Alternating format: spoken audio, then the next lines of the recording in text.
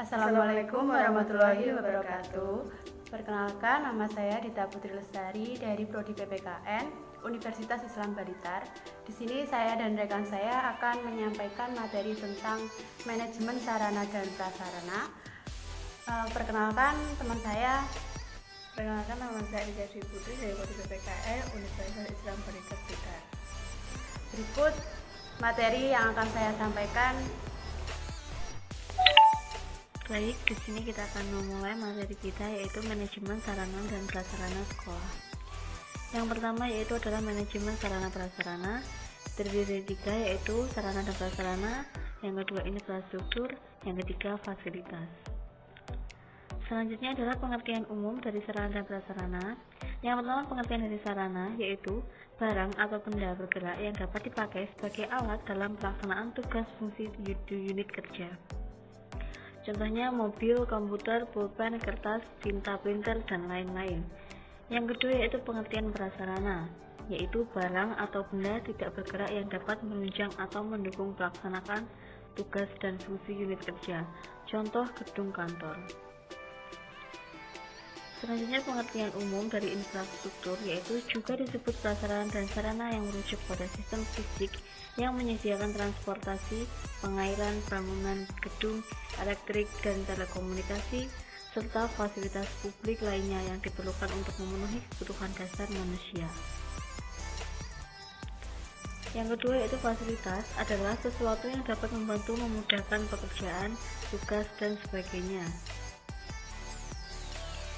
Selanjutnya pengertian khusus dari Permendiknas RI nomor 24 tahun 2007, sarana adalah perlengkapan yang diperlukan untuk menyelenggarakan pembelajaran yang dapat dipindah-pindah. Yang kedua, prasarana adalah fasilitas dasar yang diperlukan untuk menjalankan fungsi satuan pendidikan. Standar pengelolaan pendidikan menurut Peraturan Pemerintah nomor 19 tahun 2007, kriteria minimal ada 7, yaitu yang pertama ruang belajar, yang kedua tempat berolahraga, yang ketiga tempat beribadah, 4 perpustakaan, 5 laboratorium, 6 bengkel kerja, 7 tempat bermain. Selanjutnya yaitu adalah tempat berekreasi, tempat toilet, sarana penunjang BBM, sarana TIK, serta sumber belajar lain. Manajemen sarana dan prasarana, yang pertama yaitu adalah perencanaan, kedua pengadaan, ketiga penatausahaan, keempat penggunaan, kelima pemanfaatan, keenam pemeliharaan, ketujuh pemindah tangan, kedelapan penghapusan.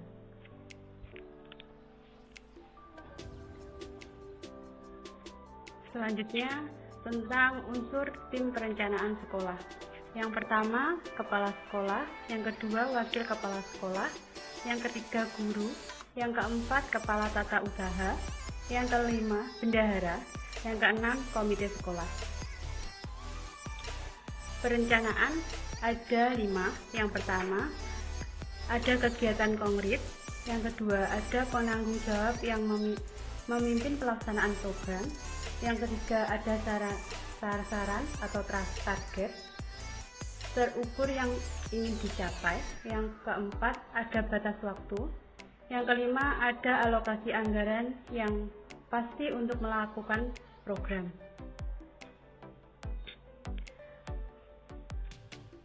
Pengadaan menurut Kepres nomor 80 tahun 2003. 1. Ada kegiatan konkret. 2. Ada penanggung jawab yang memimpin pelaksanaan program. 3. Ada sasaran atau target. Keempat, ada batas waktu. Kelima, alokasi anggaran.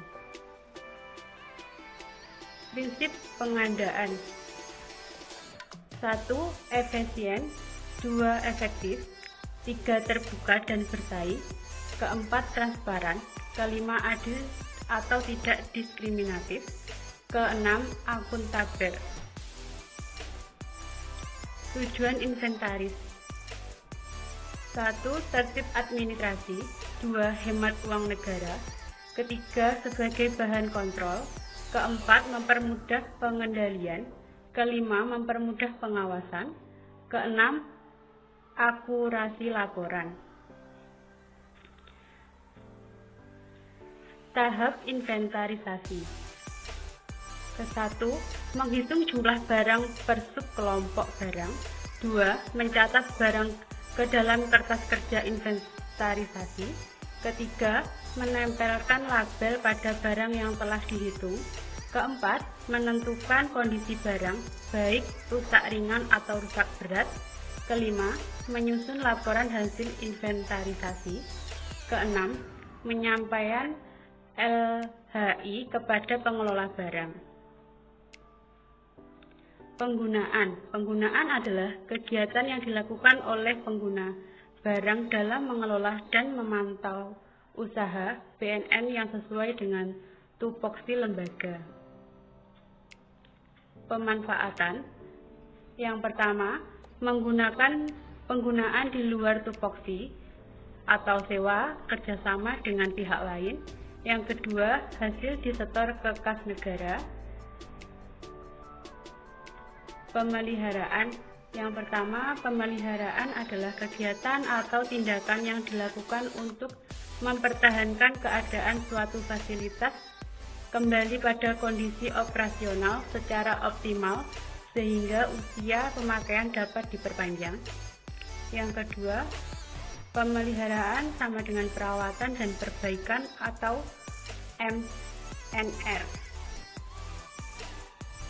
Tujuan pemeliharaan untuk mengoptimalkan usia pakai peralatan, untuk menjamin kesiapan operasional peralatan untuk mendukung kelancaran pekerjaan sehingga diperoleh hasil yang optimal, untuk menjamin ketersediaan peralatan yang diperlukan melalui pengecekan secara rutin dan teratur, untuk menjamin keselamatan orang atau siswa yang menggunakan alat tersebut. Bentuk pemeliharaan. Pemeliharaan ada dua, yaitu pemeliharaan MR, pemeliharaan terencana, dan pemeliharaan darurat. Pemeliharaan terencana ada dua, yaitu tentang pemeliharaan pencegahan, yang kedua pemeliharaan korektif. Penghapusan adalah tindakan menghapus BMN dari daftar barang dengan menertibkan SK pejabat yang berwenang untuk membebaskan pengguna barang atau kuasa barang atau pengelola barang dari tanggung jawab administrasi dan fisik atas barang yang berada dalam penguasaannya. Yang kedua, dilakukan setelah melewati masa pakai. Yang ketiga, pertimbangan teknis, ekonomis, planologi kota, lokasi, perkembangan organisasi, dan sebagainya. Tujuan penghapusan. Yang pertama, mencegah atau kerugian pemborosan biaya pemeliharaan sarpres yang kondisinya semakin buruk. Yang kedua, meringankan beban kerja pelaksanaan inventaris. Yang ketiga, membebaskan ruang dari penumpukan. Yang keempat, membebaskan pengurusan kerja. Penandatanganan BMN merupakan pengalihan kepemilikan BMN sebagai tindak lanjut dari penghapusan dengan cara dijual, dipertukarkan, dihibahkan, atau disetarakan sebagai modal pemerintah. Sekian materi yang dapat kami jelaskan. Tetap jaga kesehatan dan patuhi protokol kesehatan. Jangan lupa 3M, memakai masker, mencuci tangan, menghindari kerumunan.